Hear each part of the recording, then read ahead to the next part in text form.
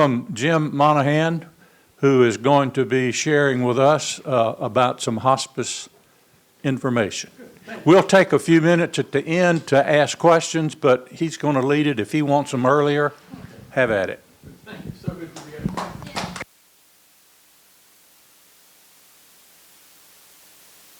I'm on now. All right, good. Thank you. So I think it's my third or fourth time, so I keep getting invited back. So either I confuse people or I say something you want to hear again. I change what I talk about each time. I'll talk about hospice and myths and realities. Last time I was here, it was in another building, and there were about 3 people in the audience. But I think there was a Chinese dance troupe that we're competing with that day. I probably would have gone to see the Chinese dancers if I were not invited to talk. So I said, today there must be nothing good playing, but I heard there was a trip to Daytona Beach Speedway. So I'm glad you're here and hope you are too. So I'm going to talk about hospice myths and realities. And if you feel like, asking a question or saying something as I'm speaking, let's do, but I'll certainly save questions, time at the end for that too. I said I've been doing hospice work a little bit over 25 years now, probably over 30 if I sit down and do the math, but that just seems like too long to do anything. I started as a volunteer, and when I got my master's degree in counseling psychology, I went on staff with that hospice in Houston, Texas, and worked and visited patients and families and helped them adjust to what was going on. After a number of years there, I got into bereavement work. Hospices provide support for the families and other loved ones for 13 months after the death. We do support groups and a lot of other things. So I did that for quite a while. Then got into administration and education and other things. And so obviously my calling in life, I wouldn't have been doing it for this long if it hadn't have been. And I know that some of you have used hospice in your family, and we have too in my family. So. I'm going to talk about myths, and over the years I've heard a lot of different misbeliefs about hospice, and so I tried to list them, and we'll talk about them. The first one is that hospice is for the last days of life. That's probably true due to a self-fulfilling prophecy. Everybody thinks we wait till the end, we call them at the very end, and then hospice comes in, starts service, and the person then passes. But it's because we wait so long to provide hospice care. And we just used hospice in my family. My mom died on Valentine's Day in Vero Beach, and she was on hospice service for one day. One day. I called hospice in months before, but other members of my family just weren't ready, and the hospice said that my mom wasn't meeting criteria, which I don't know what that really means. And so she went through all the usual things, including the fall and the hip replacement and back in the hospital and rehab, and then hospice is called in. So it was for one day, so we kind of feed into that myth and that statistic there. But we really do so much more than the actual hospice care and the things that we do at the last days in the last 6 months and even up to a year or so of life. But let me show you some of the things we've been doing at Community Hospice lately. This year for Valentine's Day, just a few weeks ago, we did a number of healing hearts at Valentine's Day. Because we are a large not-for-profit hospice, we do so much more than direct patient care. We look at anything in our mission, which is to provide support for people who are grieving, who have an acute illness, an advanced illness. And we know that Valentine's Day is sort of one of those overlooked holidays. We think about Christmas and New Year's and Hanukkah for people who are maybe alone for the first time, but a lot of times we overlook Valentine's Day.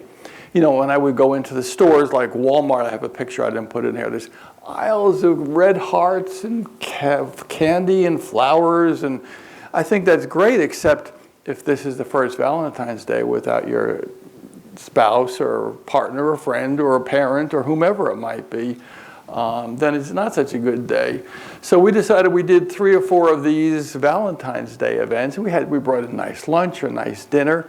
We had people come, we talked a little bit about grief, but people talked about what they were feeling, because it's hard to talk about those things with people who aren't experiencing them. And I think we think that most people aren't until we start talking about them, then we hear. So we did things like that. These are coming up, Decisions Day Cafe, cute title, for People who want to talk about advanced care planning. We have a program called Honoring Choices Florida. And we're going to be doing about 6 of these around the area. I think the closest one is at our Navisor Center, which is on Sunbeam Road, about 6 miles from here. But it's going to be, we're going to have coffee and cake and cookies and talk about what we want at the end of our life, our advanced directives. And we'll have people there who are trained, who can help people fill out the advanced directive. Probably won't do it on the spot, but we'll make appointments because we have about 400 trained volunteers go through extensive training to help with an advanced directive.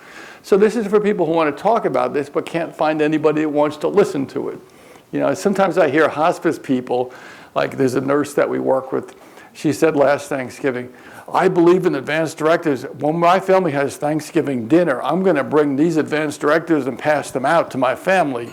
We're thinking, it's probably not going to go so well, But this is for people who want to get together and talk about advanced directives. And we can bring these out, and if you ever wanted one here, we could do it here too. We'll even bring the cookies. I think last time I was here, there were some good cookies outside. I was looking for them. So speaking of cookies, all right.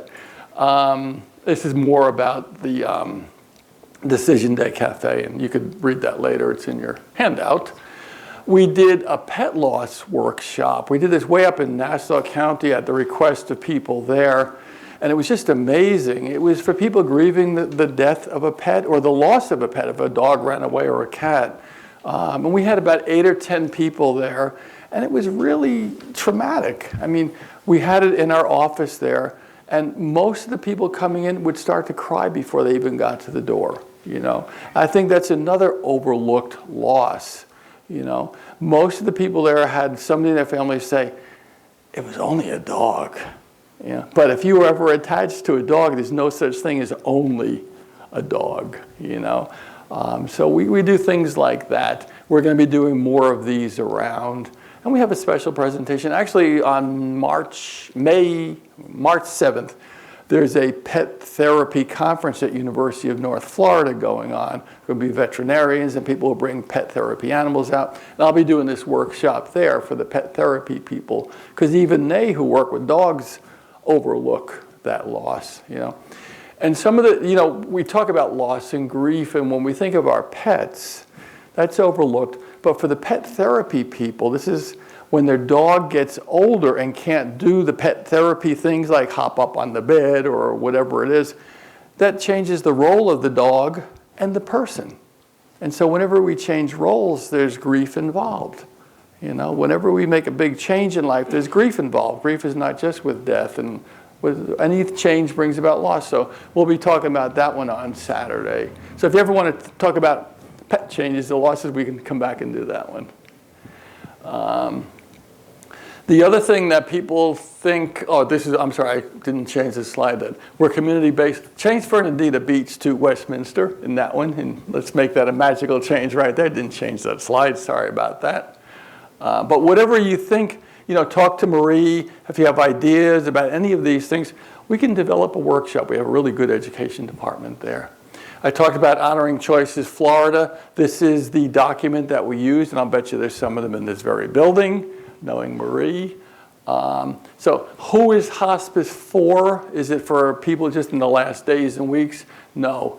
The myth that I've heard for years that it's for old people or people with cancer only. And it's not. It's not. People with any life-limiting illness can receive hospice care. Any illness. And really any age. And just about any location. So people who are facing the end of life. And for us, Community Hospice live in 16 counties, a life expectancy of 6 months or less. And that's a real difficult thing. I think that's the toughest thing about hospice and receiving care. What Medicare says is that initially 2 physicians say that if the disease progresses along the course, it seems to be the person will be gone in 6 months or less. What happens in 6 months?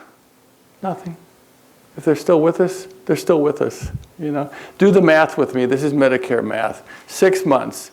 So 90 days after the person comes on service, which is about 3 months, we recertify and say it's still 6 months. 90 days later, still 6 months. Then every 2 months after that, we say it's still 6 months. So, and there is really nobody on this earth who knows how long anybody else has. You know, the first hospice patient I ever went to visit when I was a volunteer he was about 27 years old. And I would go to his house and talk to him. And, you know, one time I remember I was leaving, his name was Sam. I said, Sam, I guess I'll see you next week. And, you know, you kind of think after you ever say something, and you think, that's a pretty stupid thing to say to a guy has pretty bad cancer, you know, who's on hospice service. So Sam was a little sharp, and he looked up. He says, Jim, you know, you think you're so smart, don't you? I said, well, I'm about to find out. He says, you could leave this house and get hit by a truck and die before I do. I said, you know, you got a point there. You know, so none of us know how long anybody's going to be here. And for me, that's one of the gifts of doing the hospice work, is to act as if it might be the last time we see somebody.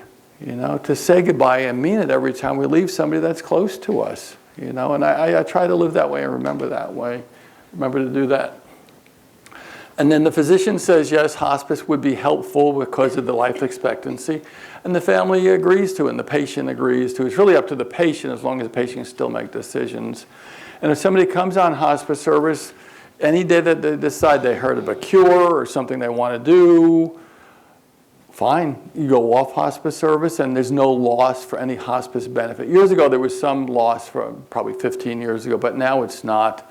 I remember, again, when I was working in the field, I was visiting a woman on our hospice service back in Houston, and she had brain cancer, and it was progressing, but she was still up and about and talking, and her husband happened to be a physician.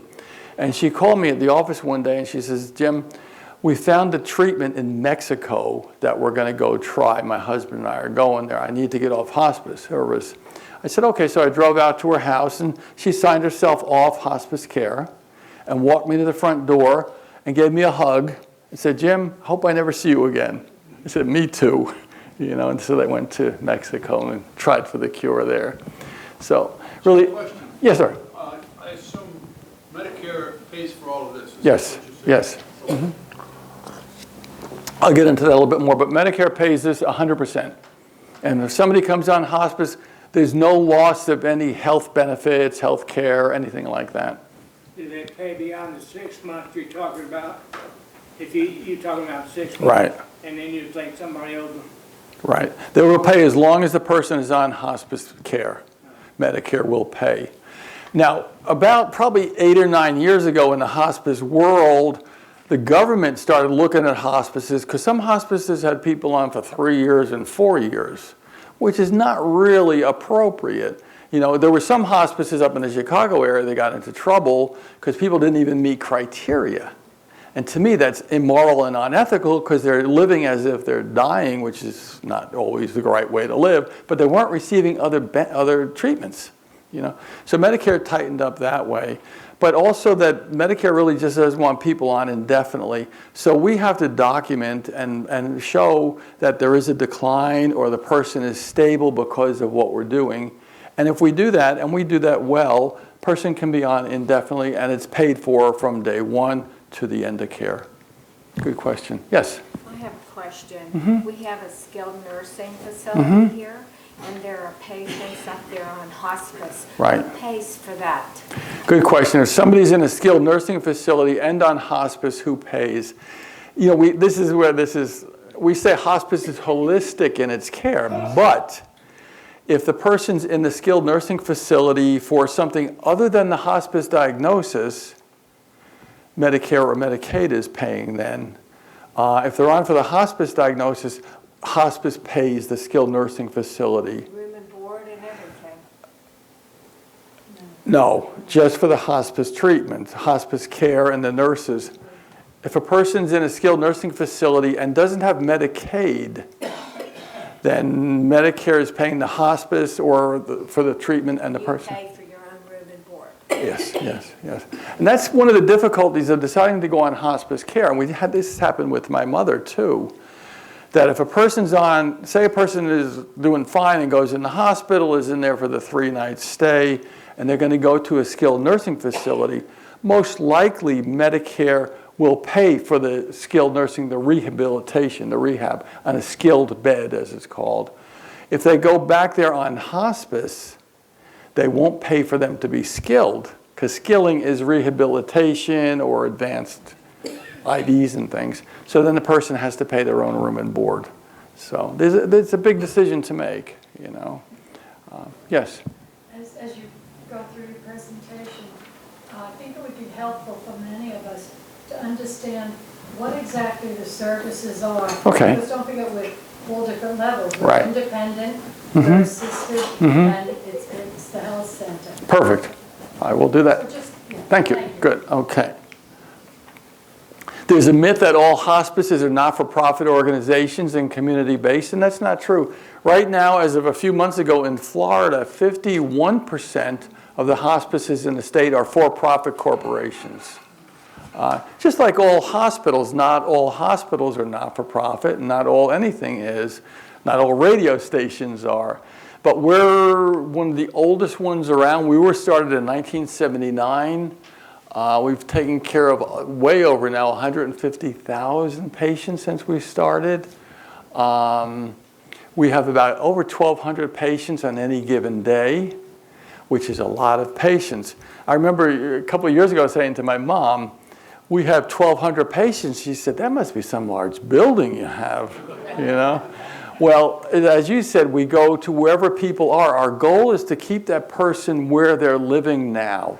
You know, if you're in independent living, if you're in assisted living, if you're not so much here, but back in Texas, we would take care of people in homeless shelters. You know, wherever they are, we try to, unless they don't want to be there, we try to keep them there. And then we'll move people into the facilities, and I'll get into that, as their acuity or their need increases, the physical needs, the medical needs, then we'll move people there. So, I think this is interesting. The largest hospice in the country is owned by the parent corporation of Roto-Rooter. Okay, so there's money to be made in hospice, or there's money to be given to the community in hospice. And that's why we have the Nevisor Educational Institute, and we do things like this. You know, we go out and do pet loss things because we see the need of the community. You know, our money doesn't go to home office in Ohio or any place like that. Our money stays here. We have a board of directors that's very prestigious. They're all volunteers. You know, the CEOs of the hospitals, of Flagler and other hospitals are on our board, and they're all volunteering their time. And that's how community hospice got started. It was a number of smaller hospices, and I think they decided, let's just get together and form this one community hospice. And it's all of the not-for-profit hospitals in the area have a permanent seat on the board because they were part of the putting it together back in the early days. So. How do you all get paid? We get paid by Medicare. That's it? No, well, Medicare pays, and I'll get into those details, but Medicare pays us a per diem rate for the patient, depending on their level of care. Medicaid pays us about the same, a little bit less a day. Well, I'll tell you, we get about $165 a patient a day, which is nice, because if we don't do anything that day, we still get paid. But we provide, and I'll get into more of the medications, the medical equipment, the walkers, the beds, the commodes. We're available 24/7. And if you've ever gone to Publix or Target pharmacy and written a check without insurance for medications, you know $160 doesn't go real far, you know. So that's how we get paid. Do you get any government money? Just through Medicare and Medicaid, yeah, but no grants. And then private insurance pays for hospice care too, you know. But because we are not-for-profit, we have a foundation that's quite active in raising funds, and nobody that's referred to us who meets criteria is ever turned away. I used to be the administrator of a for-profit hospice back in Texas, and we had a cap on the number of patients we would take who were not funded, of two. And at that point, when we had 2 on service, we would tell the referral source, usually case managers in hospitals, call Houston Hospice, they're a not-for-profit, they'll take them. And if they were here, they would say, call Community Hospice. And I can safely say that the nurse or the chaplain or the aide going to the patient's home or wherever has no clue of the pay source, because everybody gets the same. And we have a physician's advisory group that I work with, And our chief medical officer brought up that a doctor had prescribed something for a patient. The medication was $20,000. I don't know how long it was supposed to last. And so she brought it to our chief operating officer, said, I know you said we'll do whatever the patient needs, but he says, do it. Do it. So we don't really look at funds. We live this way. We're 40 years old, and it works. And it works, you know. I know that some hospices, their margin, their profit is 20 to 27%. Because I interviewed with once, and they told me that, and I thought, oh, it's a lot of service you're not giving to the patients. Ours is about break even. You know, 1 year we don't make any money, we lose a little. Next year it's like 1%, 2%, you know. So we're not for profit. We act that way in a good way. Here's what you get. Ready for this? Sure. Okay, it's going to point. No. This is the patient, and the family is in the center of our care. The way I look at it, whoops. Wow, that's what it feels like sometimes. The way I look at it is the patient's in the middle and the family is around them. So if a person's in a private residence, that's the family. If you're living here in assisted living, others in the community are part of the family.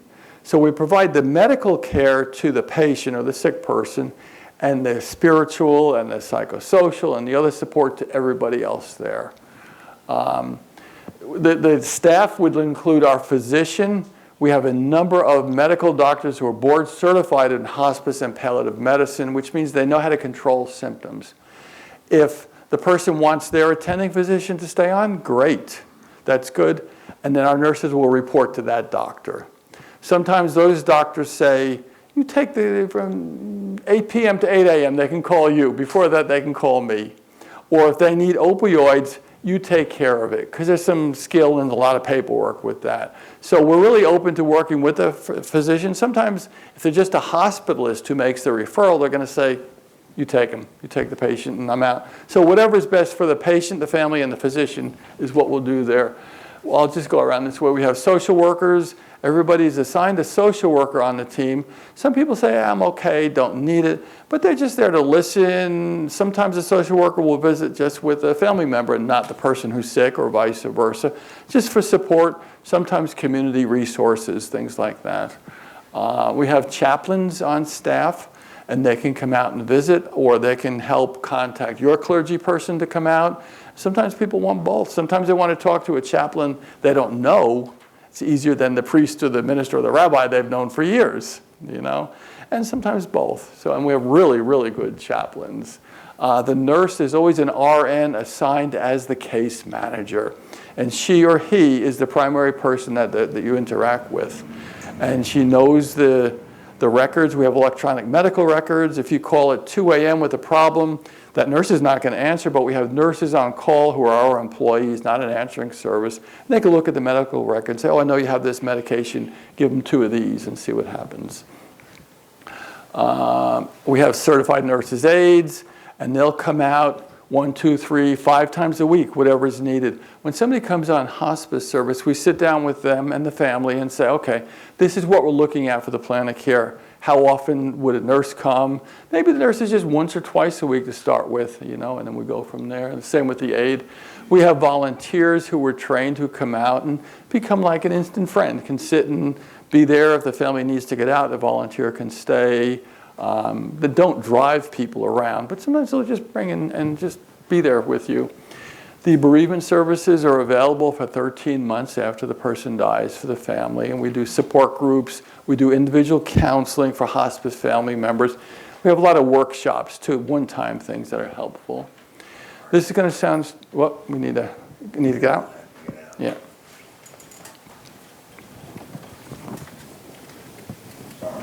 No problem. Had nothing to do with you, right? Okay, I wasn't taking it personal, but thanks anyway. Can you make that turn? Okay, good. You got it? Okay. We provide physical therapy, speech therapy, and occupational therapy too, if it's going to help the person be more comfortable. And then any medication related to the hospice diagnosis we provide. So if a person's on for heart disease, cancer, dementia, whatever it might be, we provide all the medications related to that. If there's another diagnosis, another disease, we probably won't, but whoever was providing that before, as far as paying for it, will continue to do so. Does that make sense? I mean, there's a fine line there. When somebody comes on hospice, there's a myth that we discontinue everything, but we don't. You know, but we coordinate the medications. I've seen quite a few times people come on hospice, and the nurse just sometimes spends hours looking through all the medications in the medicine chest and all the little pill boxes, and sees that 2 or 3 of them are probably working against each other, making the person worse off than they would be without one of them. So we do that well. And then any kind of supplies, tubes, pads, things like that are provided. And then home medical equipment, the bed, the walker, anything that's needed, we send out to the house, and all this is delivered. So, any questions on this? So it's a lot that we. Yes? It used to be, I don't know if it is anymore, for those of us who are still in independent living, but dealing with whatever situation, you used to have a primary care person with you. Now, how does that apply to people in a facility like this who are still independent in their room, so they don't have family? Who takes over that? One of my favorite hospice mentors said, if you're a black or white person, hospice is going to drive you crazy because it's all gray. So every time we go out, we'll assess, you know, can the person be alone now, or is there a chance they'll fall? Is there somebody close by? Don't need somebody living right there. You know, I've worked many times where the person said, I want to be here as long as I can. And they were active in a church. And the church said, okay, when they need be, we'll start sending people out. You know, over the years you develop favorite patients. And one of my favorite patients was Marion. And she was living alone. Her sister lived downstairs in the house from her, but she was alone upstairs. And her sister went to work, so she was alone during the day. So a lot of us tried to visit as much as we could, send in volunteers, but she was fine alone, you know. But as she got weaker and weaker, we made provisions. I think her daughter came from out of town and started living with her. So that's part of our task, to help the people remain independent as possible. Speaking of Marion, I remember I said to her once, I'm always thinking, well, dying people are closer to heaven than I hope I am. Not that I want to be there, but not for a while. And I remember asking her, Marion, do you think after we die, we recognize other people in heaven? She said, no. I said, really? What makes you so sure? She says, God is too smart to let my 2 ex-husbands run into each other. You know? Okay, can you go for that, Reverend? Good. Another time, she said she was really bored, and she was really, really colorful and used words well. She says, I said, what do you do during the day? She says, I'm just sitting here waiting for God to pull my rope, you know? And then I'll just one more about her. I went there one day, I was going to have lunch. Now you have more strict boundaries, but I would go there and spend a little time talking with her. And we were trying to get her something to do, so I was trying to get her some hospice work, like filing or doing things, you know, without confidentiality issues, because she was just bored and bored and bored. And she didn't want, she says, I know what you're trying to do. You're trying to cheer me up. Stop it. All right. And she'd tell you what was on her mind. So one day I was there, I said, you know, I haven't had lunch. I'm going to go down to McDonald's and get something. Do you want anything? No. And she lost her appetite. And you know, we all fall into this thing that food is the language of love. You got to eat to get your strength up, to get better. We always try to feed somebody, and it's probably not helping towards the end. So I said, well, I'm going to get a fish sandwich, fillet of fish, and a shake. Do you want anything? No. Let me get you something. All right, get me a burger. Okay. I said, do you want fries with that? She said, what, do you work for McDonald's? Shut up and get out of here, you know. So those are the kind of relationships we develop with the people we care for. So what's included in all this? Care for the physical, emotional, social, spiritual needs, support for the family, the caregivers, the medication supplies, and the team and the professionals and volunteers. Here's what we alluded to. There are 4 levels of hospice care. Probably 93%, 94% of hospice people on hospice service get what's called routine home care. That's if you're independent living, in an assisted living, apartment, wherever you are, that's probably it. And that's where we don't move in. We never really move in. But we're available 24/7. There's probably somebody coming about every week, maybe 5 times a week. If you want less, that can be. And all the equipment, supplies, everything is provided there. There's something called crisis intervention care. That's if the symptoms seem to be getting out of control. And an option is either this or send the person into the hospital. Person says, I want to stay here. That's when we can send in nurses or other professionals for shifts of 8 hours, 12 hours, days even. The goal is to monitor and keep that person from going into the hospital, keep them at home. There's short-term inpatient care, and that's where sometimes we'll admit a person in a hospital and they'll go straight to one of our care centers. Or they're at home and symptoms are out of control, then we move them into a care center. But that's kind of like going into a hospital. The goal is not to stay there, but to get things fixed up and go back home. I don't know for a fact, but I would think that maybe half the people that go to care centers spend their last days there because symptoms seem to go out of control at the very end. And the care is very close, it's not intrusive. There's a physician there, there's a pharmacy there, there's nurses, aides, chaplains, everybody focused on comfort, and not avoiding like maybe they would be doing in the hospital. Then short-term respite care, if a person's being cared for at home or any place other than a skilled nursing facility and the family needs a break, we can move the hospice patient into one of our care centers for up to 5 days, just to give the family a break. And the family doesn't have to be sick. They want to go out of town for a wedding. They want to just go to the beach. They want to see a movie. They want to sleep. We move the person there, and then they can go back home afterwards. So, yes? You talk about family. A lot of people who live here at Westminster Woods, we're all alone. Our family isn't involved. I mean, we would have no family to take care of us if something would happen. So what would you do with us? Has anybody here had hospice service and seen how it worked? We would see who's available to come in. We would work with the staff here to see, can people come in? If somebody's, where would the independent living or, yeah.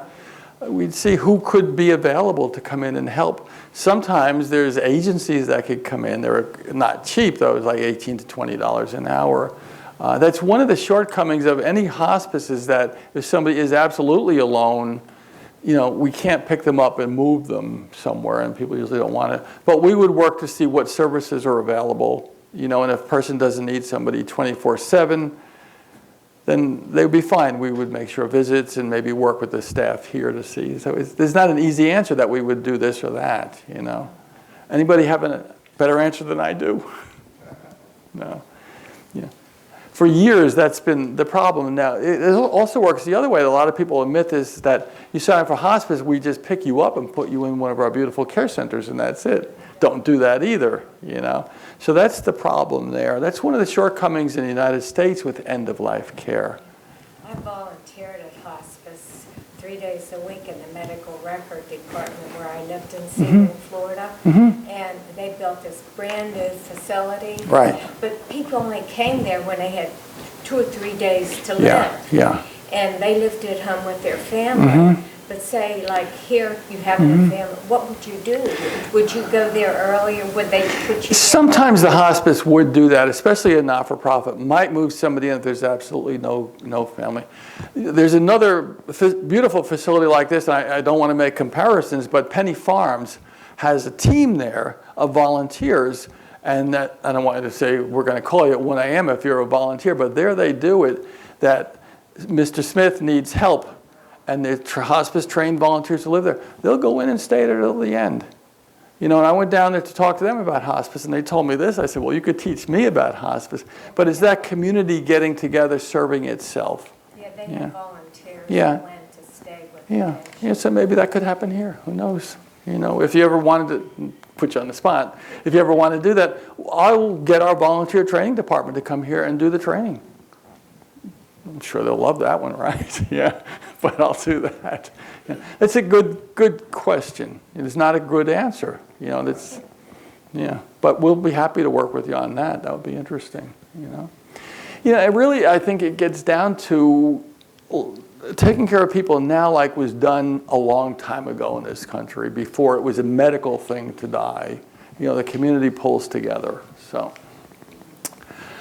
just quickly, the myth that hospice is a facility where all people go upon admission, that they're moved to their facility, or nurses come to the house. Not true. These are acute care settings. They're really beautiful. If you've not seen the inside of one of our care centers, go and look. It's nicer than the hotels I stay in when I travel, you know. Then there are the 4 levels of hospice care, and our goal is to keep people where they are. So that's why if somebody was here independent, we would work and come up with a plan with you to do that, you know, and it might be at the very end, if need be, maybe move into a skilled nursing facility or something. Yeah, we wouldn't want you to move from here, and you wouldn't want to leave, I'm sure. So where do we do this work? Mentioned all this, private residence all over the place, hospitals. Sometimes patients are admitted in the hospital and they're too fragile to move, so we admit them and we care for them in the hospital. They're signed off the hospice roll and they come on our roll, and we pay the hospital per diem, and they stay there. If they do get a little bit stronger, then we'll move them to a care center or home. So, what do we do at our care centers? Things that have happened fairly recently: renewing hospice vows. That's a nice Freudian slip. Wedding vows.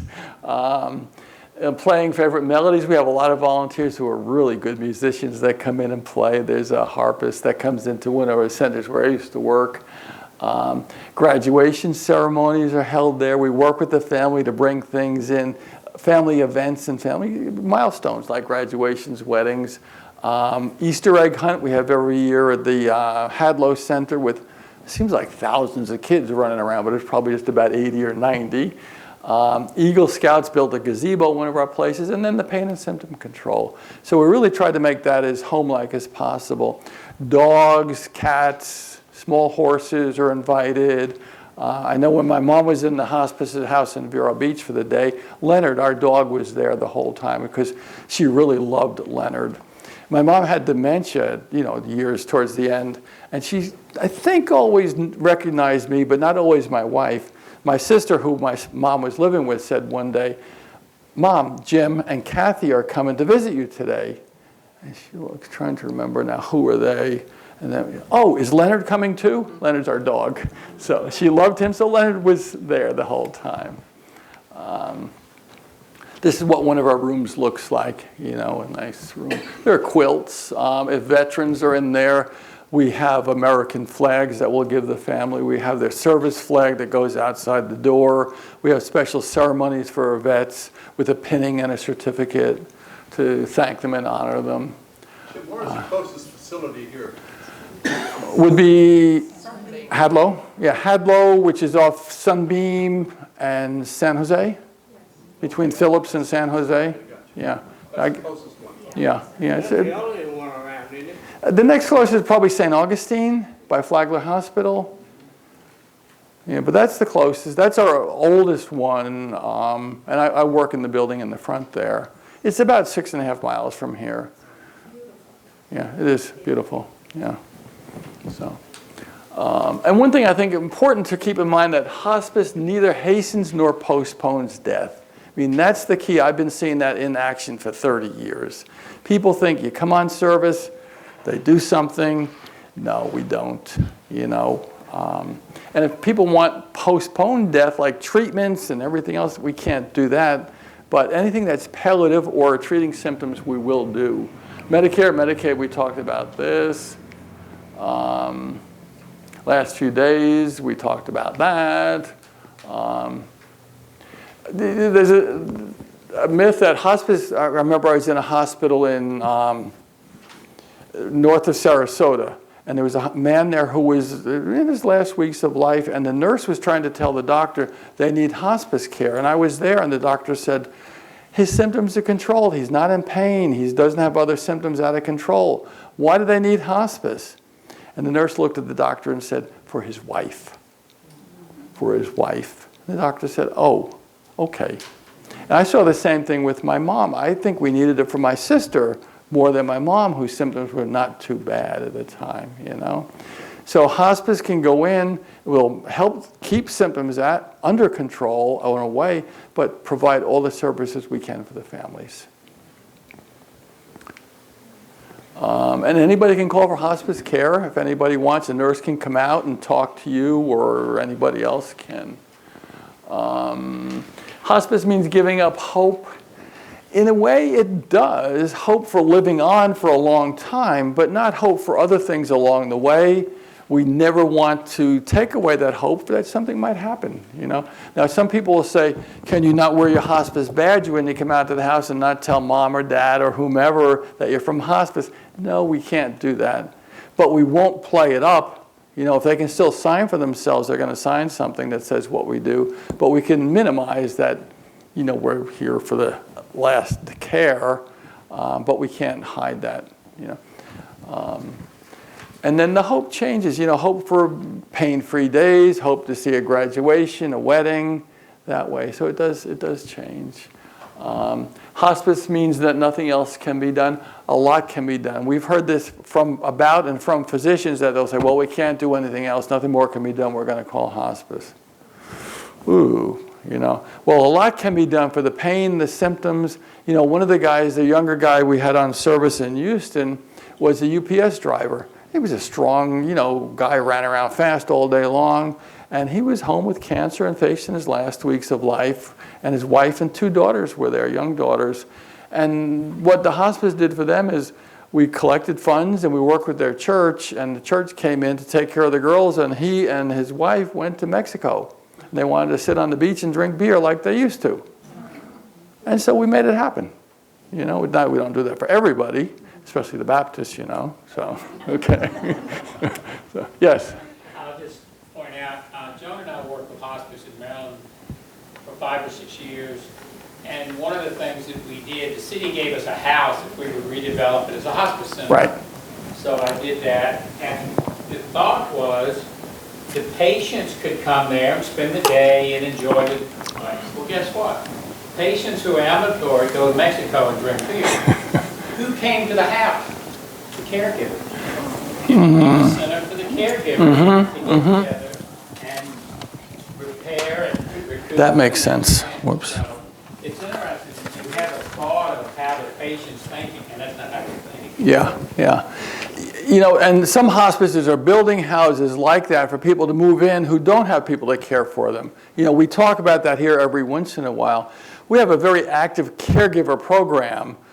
We do in-services, workshops. But one thing we're trying to do, it's not so close, but in St. Augustine we have a building there, trying to get a drop-in thing every other week, just to get together with caregivers to have a cup of coffee and commiserate and share best practices. Having a hard time getting it going. I think part of it is not a lot of people know about it yet, but another thing is it's hard to leave that person at home. You know, but if something was going on with the person who was the patient, it would be a lot easier. So we're always looking out for unique things to do to help the caregivers. Hospice is for the family and the patient, and it's, as I said, the family is, if anybody's living here and knows the person's on hospice, you're a family, and you would get any kind of services and support. This was at our Hadlow Center. This man owned a small ranch, and he wanted to see his favorite horse before he took his last breath. And so they made arrangements. They got a truck and brought the horse in, and they had a nice reunion. So those are the kind of things we look to do, you know, make a wish for adults and kids. Speaking of kids, we have about 124, 125 children on our service.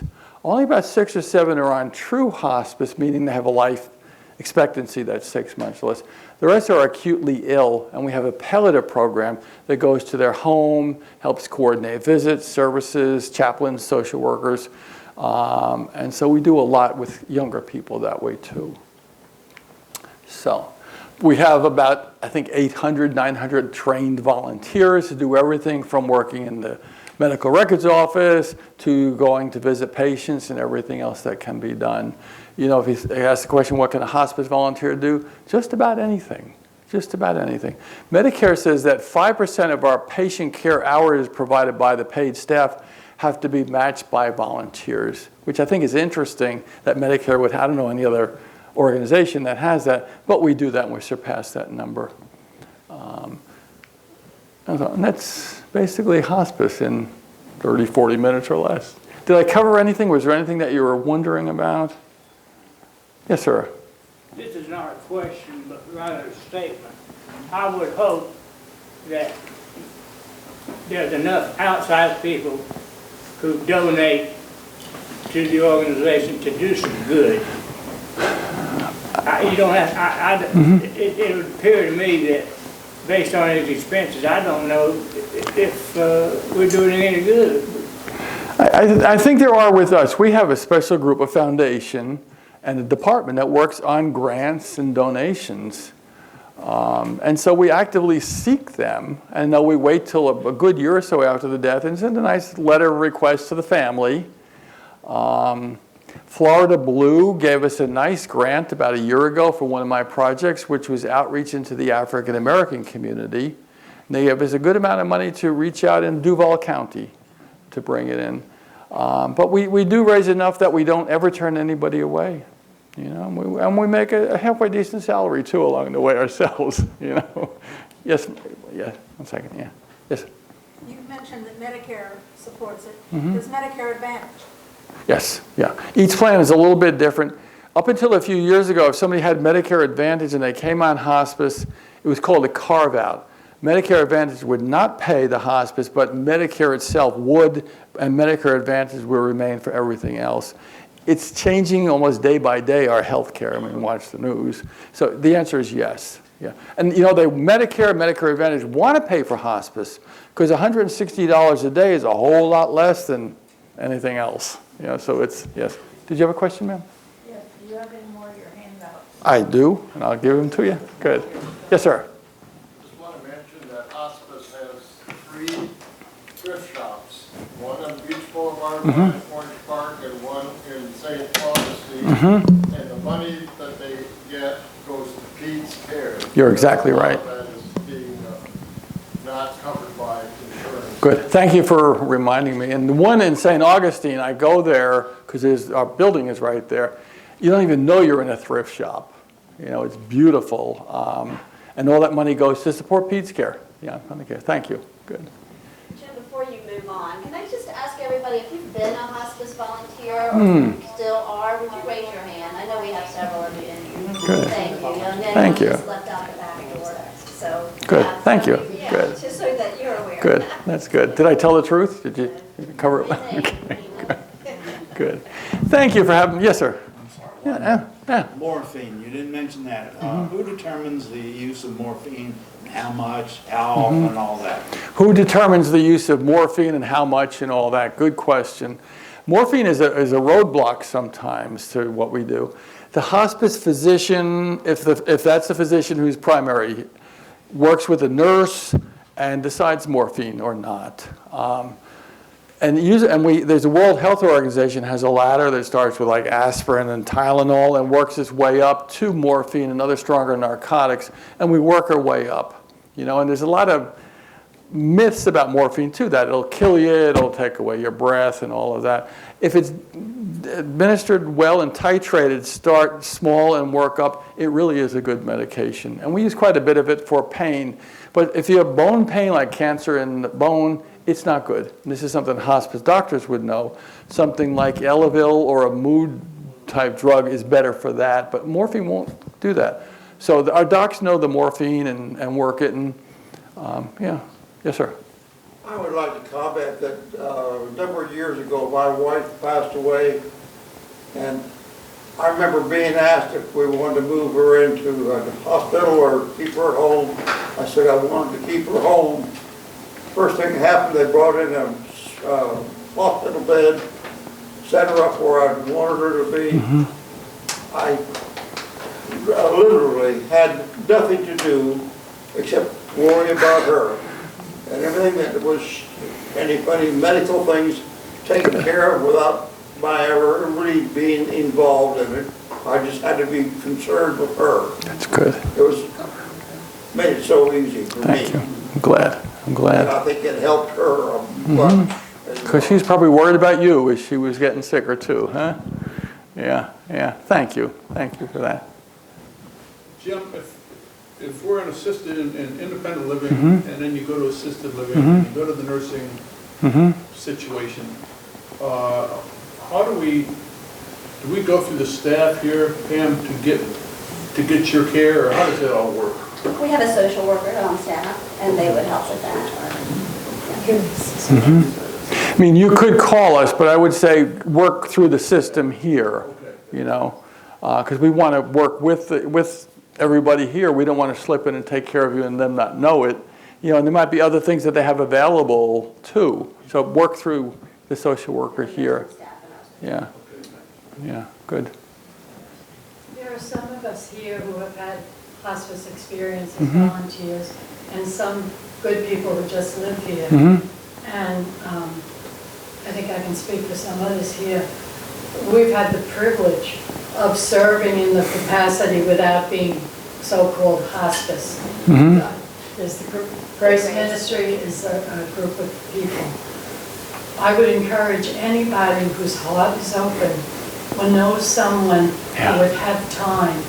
There is nothing more beautiful, crazy as it sounds, to be with someone through that process. We've had some that 4 months I followed them and sent to there. So there are people here, most people are a little afraid of it, but it's a holy time to be with people while they make this journey. You're exactly right. And we're afraid that we're going to hurt when they're gone, and we will. But I think what we gain overcomes that. Thank you. I've seen how the staff responds. If I'm called to sit with someone and they start to fuss a little bit over them, all I have to do is go to the nurse and mention that someone is, and then they take care of it. And so if you're here and afraid of it, don't be, because it can work. It does work. There's always, I'm sure, more people that would be nice. I think so. This is a very good place that we're all in. You live here and I'm visiting. Yes, ma'am. I was just wondering, I have long-term care insurance. Does it ever get involved with hospice? Some of the policies do. They pay for hospice. But if a person has Medicare and long-term care insurance, I'm not sure which would be primary. But Medicare will pay 100% if we still have it. I think long-term care is more home health, they pay less to keep you out of the long-term care facility. But if Medicare's there, it's covered. But each policy is different. Yeah. Other questions? Good. Okay, want to